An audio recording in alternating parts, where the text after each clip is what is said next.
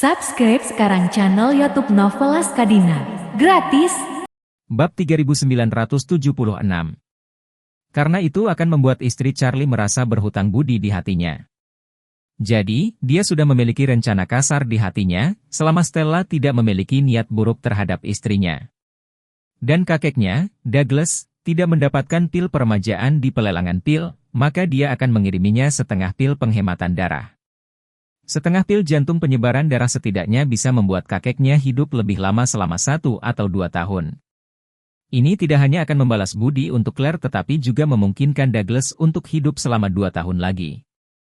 Yang akan memungkinkan dia untuk bertarung lebih dan lebih dalam lelang pil peremajaan dalam 2 tahun ke depan. Claire sedikit tercengang oleh kata-kata Charlie, tapi karena percaya padanya, dia tidak ragu. Jadi, dia kemudian berkata kepada Charlie, "Sayang, kalau begitu kamu bisa mengirimku ke hotel internasional di mana Kelly dan Nona Zan tinggal, dan aku akan memberikan hadiah ini kepada Kelly." "Oke." Charlie mengangguk dan tersenyum, "Aku akan menurunkanmu di hotel internasional, dan aku akan mengurus kumpulan jatah ini." Setelah mengirim Claire pergi, Charlie segera pergi ke Shangri-La. Dalam perjalanan ke Shangri-La, dia menelepon ayah mertuanya, Yakub, dan setelah dia selesai, dia bertanya, "Ayah, bisakah kamu masih menghubungi Irvin Zhang yang berspesialisasi dalam menjual barang antik di jalan antik itu?" Jacob berkata dengan kesal, "Jangan sebut nama itu, setelah aku menerima beberapa hal baik, aku mencarinya beberapa kali, dia bermain-main denganku. Dan bahkan mengganti nomor ponselnya, saya mendengar bahwa cucu ini masih berbisnis di jalan antik. Seluruh dunia dapat menemukannya, tetapi saya tidak dapat menemukannya, ini benar-benar aneh." Charlie tidak bisa menahan tawa tercengang, menggoda, "Kalau begitu, kurasa Irvin sengaja menghindarimu." Jacob bertanya secara retoris, "Lalu kenapa menurutmu dia menghindariku? Saya tidak jarang memberinya hal-hal yang baik." Charlie berkata, "Anda membeli sepasang kain, Irvin masih harus menghabiskan banyak uang untuk mengumpulkannya dari Anda. Dengan satu atau lain cara, dia menipu untuk mendapatkan uang, hampir semuanya masuk ke saku Anda." Tetapi dia tidak mengatakan lebih banyak, lalu berkata sambil tersenyum, "Saya kira orang ini tidak bisa mengerti, saya akan mencari orang lain untuk menanyakannya." Jacob bertanya dengan rasa ingin tahu, "Charlie, mengapa kamu mencari Irvin?" Charlie berkata dengan santai, "Oh, seorang teman ingin membeli beberapa barang antik, jadi aku memikirkannya." Jacob berkata, "Irvin tidak memiliki barang bagus di tangannya. Mengapa kamu tidak meminta temanmu untuk pergi ke aula barang antik untuk membelinya? Barang-barang di sana masih lebih mewah." "Oke." Charlie dengan santai setuju dan berkata, "Kalau begitu aku akan berbicara dengannya untuk pergi." Tutup telepon ayah pertama. Setelah menutup telepon Jacob, Charlie menelepon Orvel lagi.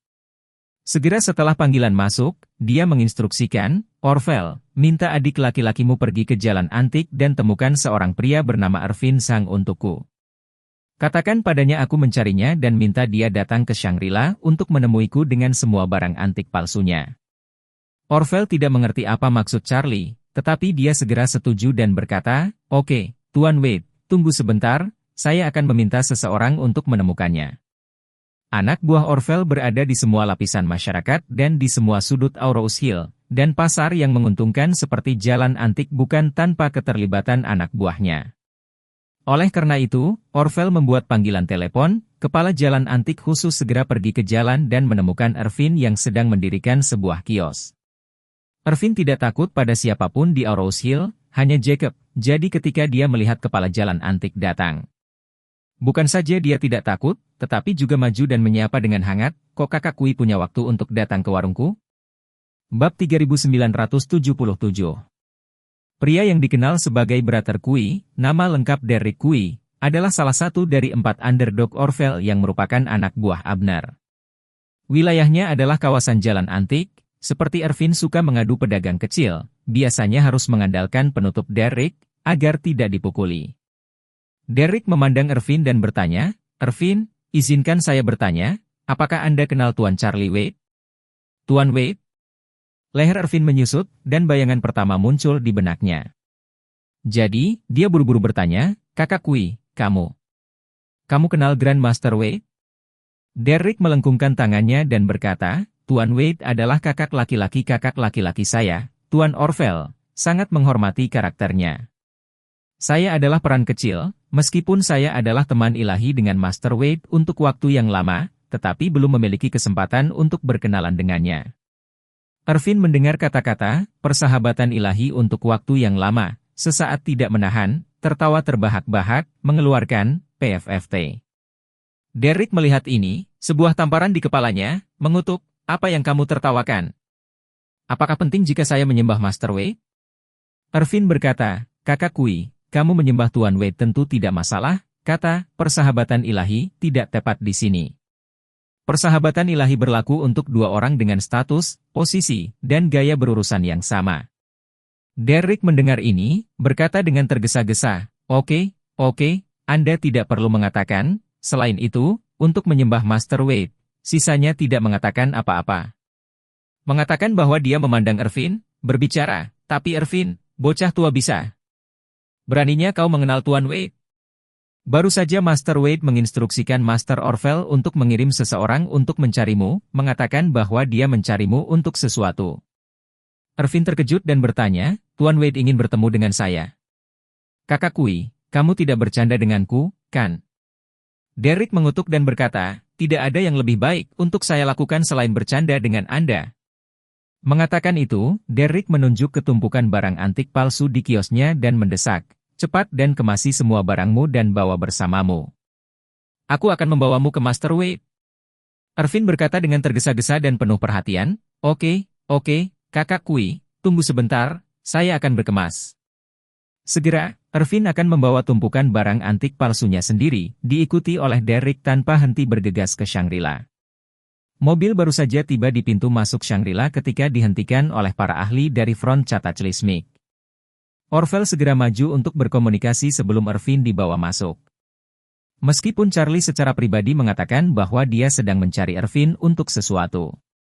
Para prajurit front bencana alam masih memberi Ervin, serta semua barang yang dibawanya, pemeriksaan keamanan yang sangat lengkap untuk memastikan dia tidak memiliki masalah sebelum membiarkan Orvel membawanya masuk. Ervin biasanya seorang pedagang kecil yang mengemis makanan di jalan antik, tidak banyak kemampuan, dan tidak banyak tenaga. Jalan antik bertemu Derek, harus mengangguk dan membungkuk, wajah menjilat, dan sekarang melihat Orvel, kakak laki-laki, lebih gugup bahkan tidak bisa berjalan. Orvel melihat bahwa dia tersandung, jadi dia tidak bisa menahan diri untuk tidak mendesak. Aku berkata, kakak, kamu harus cepat, apa yang kamu pikirkan? Ervin buru-buru berlari beberapa langkah lebih cepat, dengan gugup bertanya, Tuan Orvel. Saya, mengagumi Anda untuk waktu yang lama, tidak pernah memiliki kesempatan untuk bertemu dengan Anda. Orvel melambaikan tangannya dan berkata, kamu tahu Tuan Wade, lebih berguna daripada mengenalku. Kamu jangan khawatir, setelah hari ini aku akan menyapa Abner, biarkan adiknya di jalan antik untuk menjagamu. Ervin mendengar ini, segera bersemangat melampaui kata-kata, dan dengan cepat membungkuk dan berkata, terima kasih banyak, Tuan Orvel. Orvel berkata, jangan berterima kasih padaku, kamu harus berterima kasih pada Master Wade. Aku sedang melihat wajah Master Wade. Ya. Ervin buru-buru berkata, terima kasih, Tuan Wade. Terima kasih juga, Tuan Orvel. Bab 3978. Setelah mengatakan itu, Ervin buru-buru bertanya, Tuan Orvel, apa yang Tuan Wade inginkan dariku? Saya telah melakukan pekerjaan saya dengan jujur akhir-akhir ini. Dan aku tidak melakukan perbuatan curang lagi.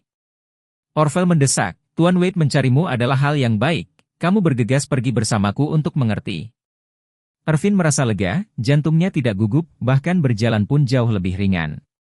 Dia mengikuti Orvel ke kantor Isaac, dan begitu dia masuk, dia melihat Charlie duduk di sofa, jadi dia langsung berkata dengan nada menyanjung.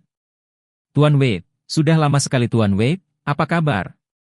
Charlie tertawa, Ervin, saya mendengar ayah mertua saya mengatakan bahwa dia mencoba menemukan Anda beberapa kali tetapi tidak dapat menemukan Anda. Saya pikir Anda tidak lagi di Aurous Hill. Ervin malu dan sedikit takut berkata, Tuan Wade, bukan aku sengaja menghindari mertuamu, tapi mertuamu benar-benar tidak cocok untuk barang antik. Sejak saat itu saya menghabiskan 500,000 yuan untuk membelikannya barang palsu, dia langsung di kepala, tidak hanya kepercayaan diri meledak tetapi juga membabi buta membeli di mana-mana. Sejujurnya, siapa yang mengambil kuas melukis Olimpiade Fua, berbohong kepadanya bahwa itu adalah Tang Bohu yang asli, saya pikir dia akan membelinya tanpa ragu. Omong-omong, Ervin buru-buru berkata, itu sebabnya saya sengaja menghindarinya, berharap dia bisa keluar dari bisnis ini lebih awal. Segera setelah itu, Ervin berkata dengan wajah kagum, saya mendengar bahwa ayah mertua Anda sekarang adalah wakil presiden eksekutif dari Asosiasi Kaligrafi dan Lukisan. Saya katakan apakah ini tidak lebih kuat daripada berlari ke jalan antik setiap hari? Charlie tertawa, mengangguk sedikit, dan berkata, ya, Ervin, kemampuanmu berbicara dengan baik tidak berkurang sama sekali. Ervin menyeka keringatnya dan berkata dengan rendah hati, Tuan Wade Anda memuji, dibandingkan dengan Anda, saya hanya seorang badut yang mencari nafkah dengan menipu turis asing, bahkan bukan kentut. Charlie melambaikan tangannya, baiklah, Anda tidak boleh lancang, 360 perdagangan, semua perdagangan memiliki kesuksesannya sendiri. Mengatakan itu, Charlie bertanya, Ervin, ingat bahwa Anda sangat terinformasi, jadi saya bertanya kepada Anda, apakah Anda tahu acara besar apa yang kita miliki di Aurous Hill dalam beberapa hari ke depan? Ervin berkata, Tuan Wade, saya mendengar beberapa rumor sebelumnya, tetapi karena saya tidak dapat memastikannya, saya tidak menganggapnya terlalu serius. Tapi setelah melihatmu di sini hari ini, aku mungkin yakin itu benar. Berbicara tentang ini, Ervin dengan hati-hati bertanya kepada Charlie, Tuan Wade, apakah Anda bertanya tentang pelelangan pil permajaan? Itu benar. Charlie mengangguk dan bertanya sambil tersenyum, apakah kamu juga tahu tentang pil permajaan? Ervin buru-buru melengkungkan tangannya dan berkata, Tuan Wade. Kembali ketika lelaki tua keluarga Song merayakan ulang tahunnya, saya telah mendengar tentang keajaiban pil permajaan. Dan kemudian, ketika Nona Warnia keluarga Song merayakan ulang tahunnya, Li Tailai juga memenangkan pil permajaan di pelelangan keluarga Song. Dan saya telah mendengar tentang ini, dan pada saat itu saya tahu bahwa ini pasti hasil karya Anda. Tuan Wade, bagaimanapun juga, di dunia ini, hanya kamu yang memiliki kemampuan ilahi seperti itu.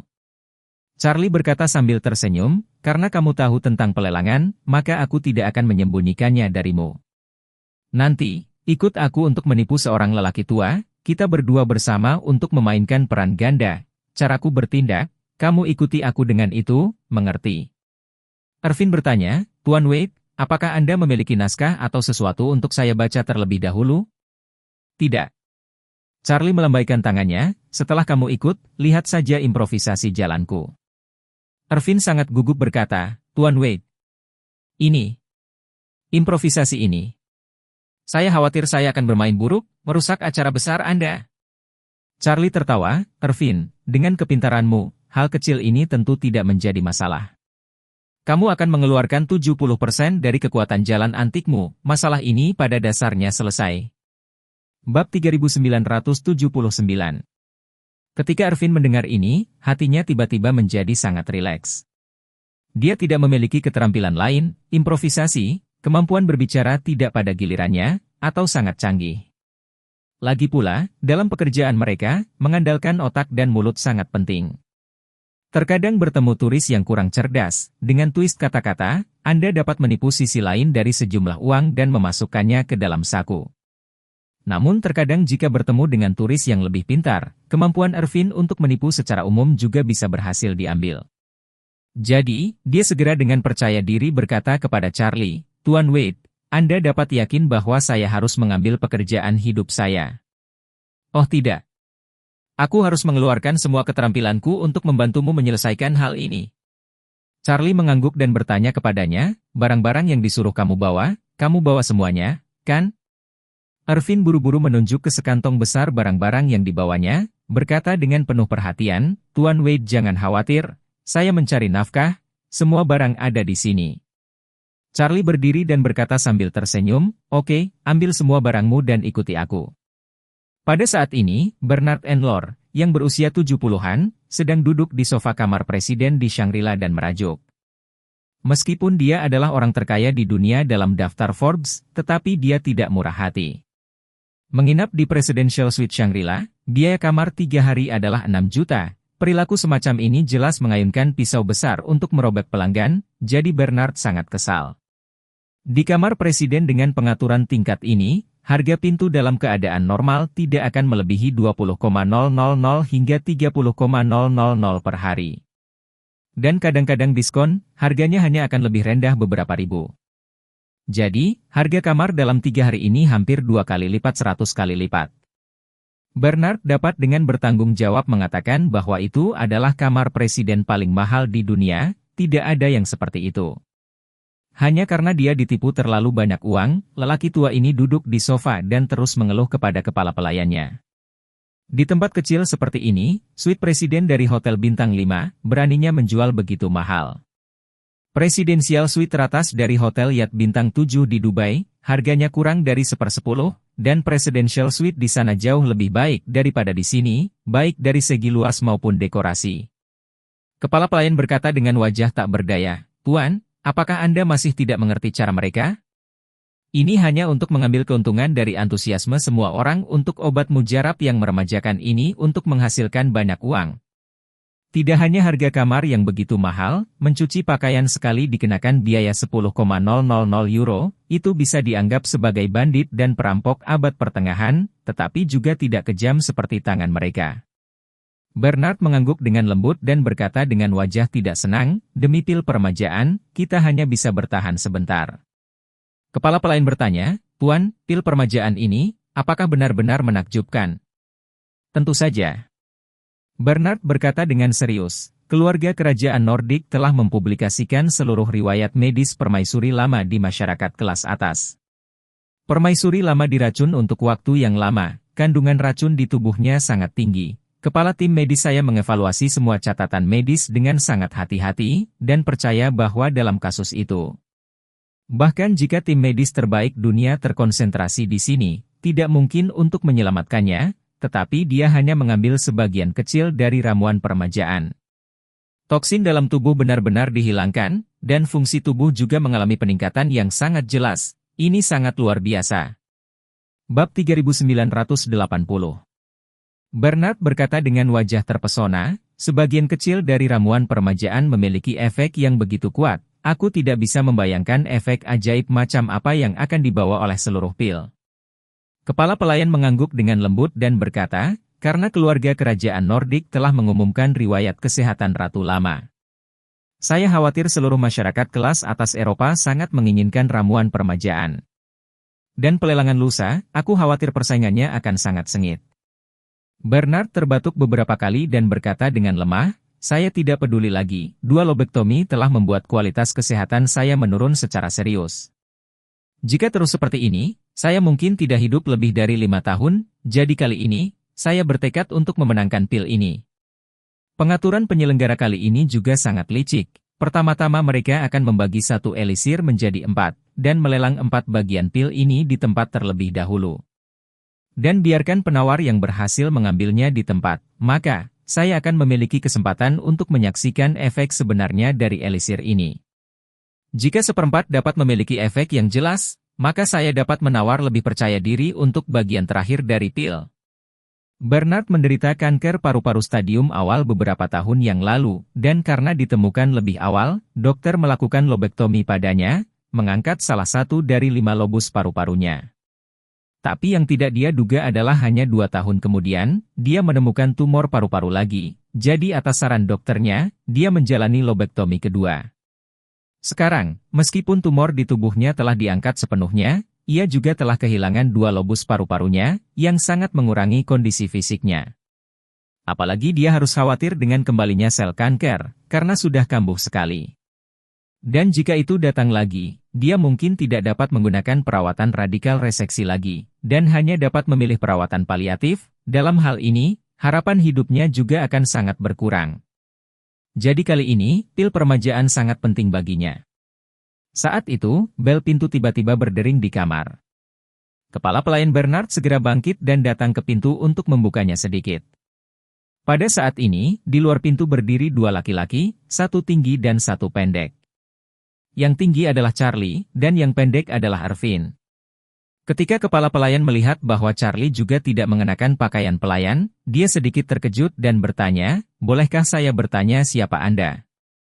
Charlie berkata dengan acuh tak acuh, "Saya direktur bisnis penyelenggara lelang, dan saya perlu datang untuk berkomunikasi dengan Tuan Elnor tentang beberapa hal." Kepala pelayan bertanya dengan curiga, "Bagaimana Anda membuktikan bahwa Anda adalah anggota staf? Apakah Anda memiliki dokumen yang relevan?" Charlie tertawa, "Anda pasti telah melihat ketika Anda datang ke sini. Seluruh Shangri-La sekarang berada di bawah keamanan yang ketat, tidak mungkin untuk masuk jika Anda bukan anggota staf internal. Dan saya tidak akan menyembunyikannya dari Anda. Saya datang ke sini kali ini, atas nama bos kami. Ada hal yang sangat penting yang harus dikomunikasikan dengan Pak Elnor terlebih dahulu. Kalau tidak, akan mempengaruhi keikutsertaan Pak Elnor dalam lelang lusa." Ketika kepala pelayan mendengar Charlie mengatakan ini, kewaspadaan di hatinya sedikit menghilang. Mereka memang melihat keamanan hotel saat datang, setiap traveler yang datang harus mengecek barang bawaannya. Lakukan pemeriksaan keamanan dan registrasi yang lengkap, memang sangat ketat, jika mereka bukan staf, tidak mungkin untuk berbaur. Jadi dia membuka pintu dan membawa keduanya masuk, sambil memperkenalkan Bernard di sofa. "Tuan, keduanya adalah staf pelelangan, mengatakan bahwa mereka memiliki hal penting untuk dibicarakan dengan Anda."